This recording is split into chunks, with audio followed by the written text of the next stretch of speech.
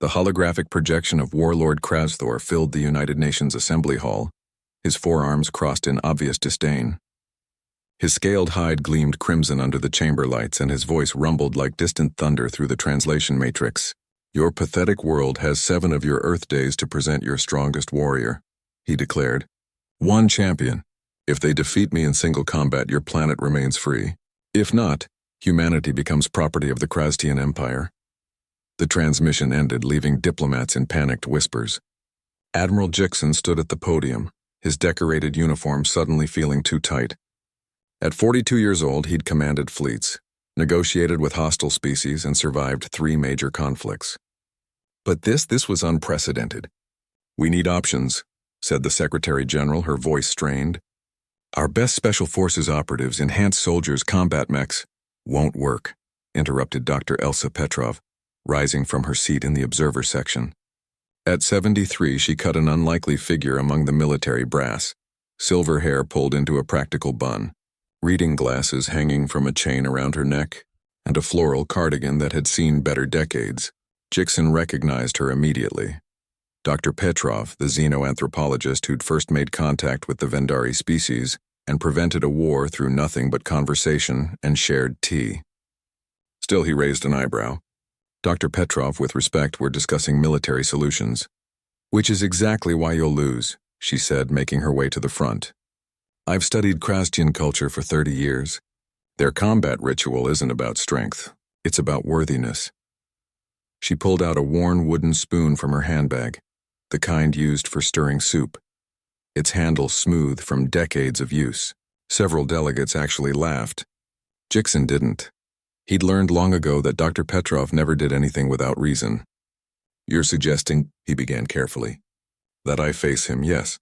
The room erupted. Jixon raised his hand for silence. "Explain."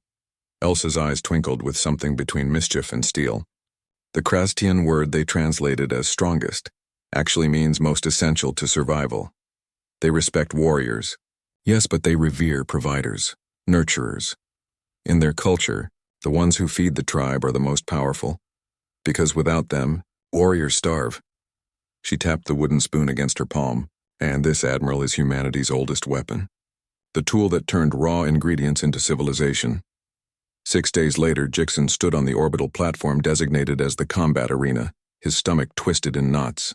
Beside him, Dr. Petrov looked thoroughly unbothered, the wooden spoon tucked into her belt like a sword. "You can still back out," he said quietly. "We have fighters on standby." "And doom Earth?" "I think not." She patted his arm.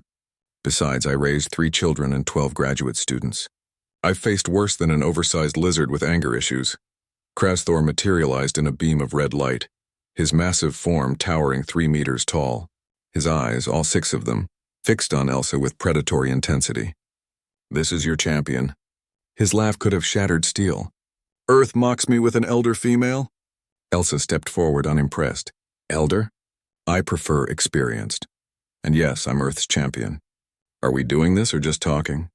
The warlord's expression shifted, surprise perhaps, or intrigue. "You're not afraid. Of you, please. I've dealt with tenure committees." She pulled out her wooden spoon. "Shall we begin?" What happened next would be analyzed by xenopsychologists for generations. Krasthor attacked with devastating speed, but Elsa didn't fight like a warrior. She moved like someone breaking up a fight between stubborn children, sidestepping, redirecting, and whenever Krasthor overextended, delivering sharp cracks with the wooden spoon to his knuckles, elbows, or snout. "Stop overreaching," she said, punctuating each word with a precise strike. "You're telegraphing everything." Jixon watched in amazement as the galaxy's most feared warlord began to slow, his attacks becoming frustrated and sloppy. Elsa, meanwhile, looked like she was conducting a particularly tedious cooking lesson. "In my kitchen," she lectured, ducking under a wild swing.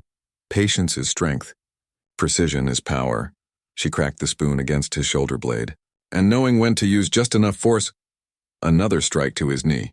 "Is true mastery." Krasthor stumbled, breathing hard. His eyes met hers and something changed. He straightened, lowered his arms, and did something that made Jixon's blood run cold. He laughed.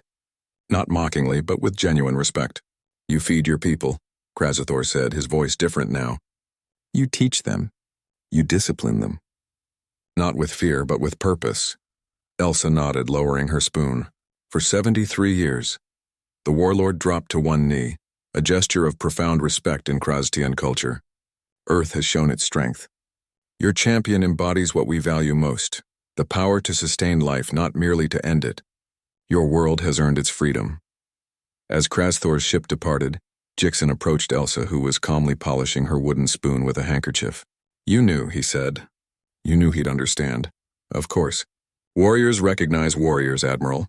I've fought my battles, just on different fronts.